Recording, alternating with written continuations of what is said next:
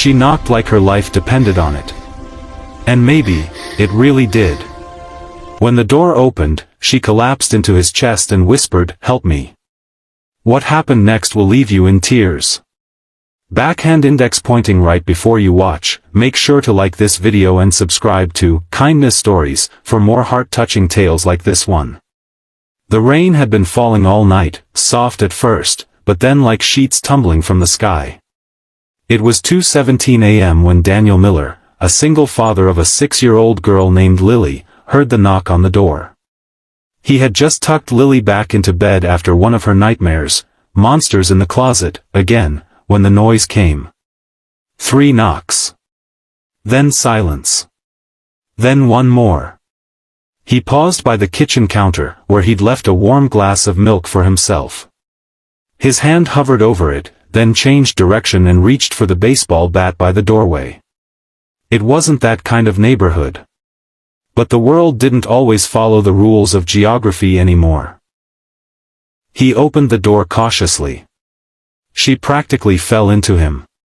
Wet, trembling, breathless. Her arms collapsed as though they had no bones, and her body gave in to the safety she didn't even know she was reaching for. Her cheek pressed against his chest, and her voice, barely a whisper, escaped her lips, "Help me." Daniel didn't ask questions. Not yet. His instincts kicked in, the part of him that had learned to survive ever since his wife passed away during childbirth. He knew what it looked like when someone was on the brink. He wrapped his arm around her, lifting her gently like he did Lily when she skinned her knees, and brought her inside. She wore a thin, soaked dress that clung to her skin and a look of someone who hadn't slept in days. Her knees were scraped. One shoe was missing. Her eyes? Haunted. He sat her down on the couch and draped a blanket over her shoulders. She gripped it like it was armor. Still shaking. "I'm not gonna hurt you," Daniel said softly, kneeling beside her. "You're safe here. My daughter's asleep. My name is Daniel. Can you tell me yours?" Silence. Then, with a trembling lower lip, she whispered, "Emily." He handed her a mug of tea he brewed quickly. She stared at it like it might be poison, then sipped it anyway. A tear slid down her cheek. "I didn't know where else to go," she said. "I didn't know anyone." He could have asked 100 questions. What happened? Who did this? Where was she from? But he didn't. Because right now, this wasn't about solving a mystery. This was about giving someone a place to breathe. Emily fell asleep on the couch that night, curled beneath the same blanket his wife once used during snowy evenings. Daniel sat in the chair beside her and stayed awake, watching. Wondering what kind of nightmare made a young woman run barefoot in the rain toward a stranger's door. The next morning, Lily crept out of her room rubbing her eyes and saw the woman sleeping on the couch. "Daddy?" she asked softly. "Who's that?" "A friend," he said gently. She needed help. Lily walked up to the couch, tilted her head, and whispered, "She looks sad." Daniel nodded. "She is." When Emily woke up, she flinched. Her eyes darted around the room until she saw Lily standing beside her holding a stuffed unicorn.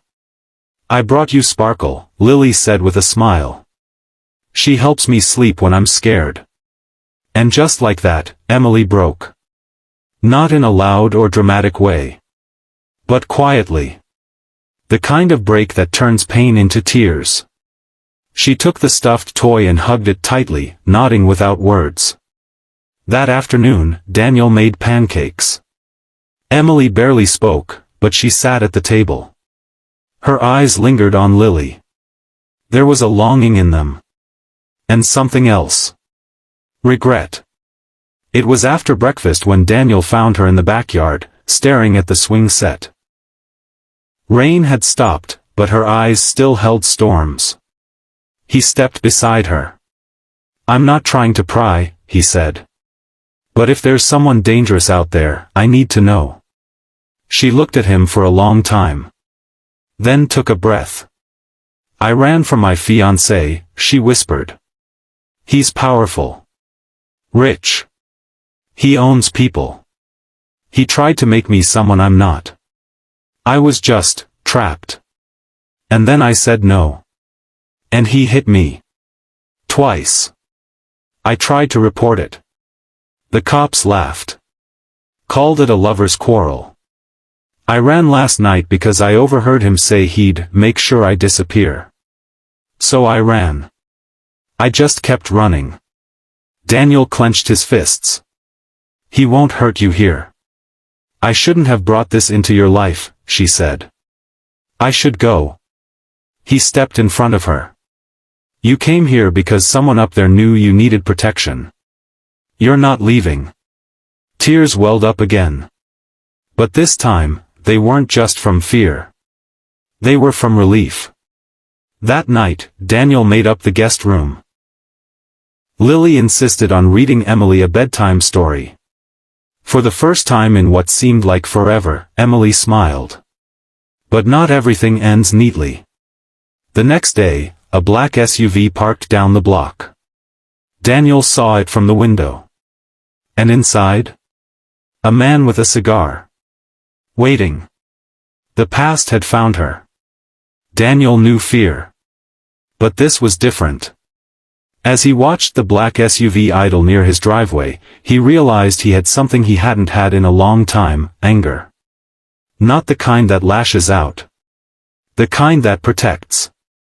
Emily saw the SUV too.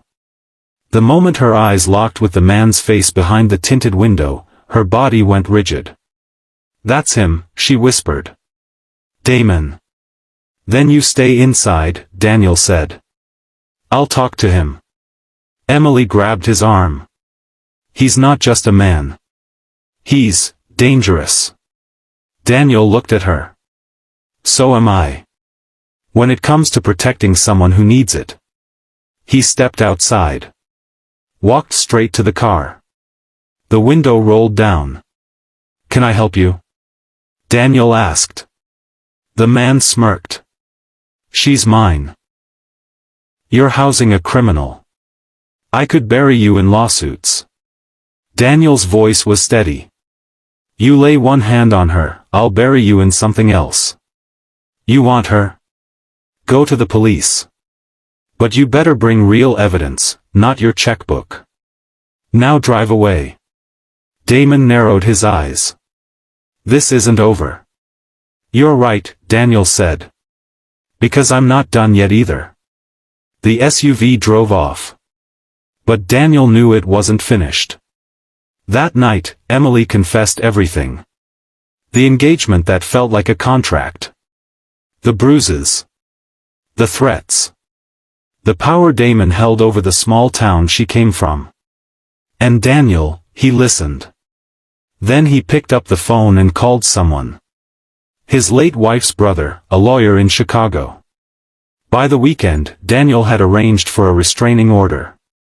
But more than that, he had taken Emily to a women's shelter lawyer who worked pro bono. They began building a case. It wasn't easy. There were days Emily shook. Nights she cried. Moments she wanted to run again. But Lily kept hugging her goodnight. And Daniel kept showing up. One morning, Emily sat at the table, hair finely brushed, cheeks warm with a little color.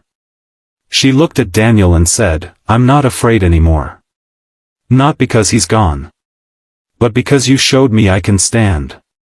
Daniel looked up from his coffee. You stood on your own. I just opened the door. She smiled. No. You opened your heart. Months passed. Damon was eventually charged with assault and coercion. The evidence from Emily, along with testimonies from others he'd harmed, brought him down. Emily got her life back. But more than that, she gained a family. One spring evening, as the sun was setting and Lily was swinging in the backyard, Daniel turned to Emily. Why did you pick my house that night? He asked.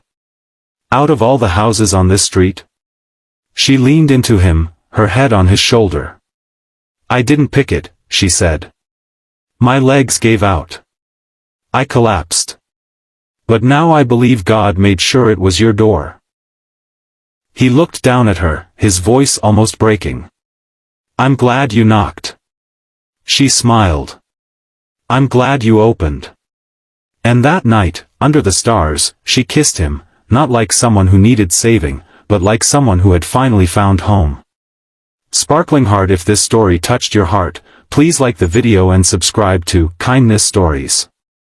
Every click helps us spread more hope in a world that needs it.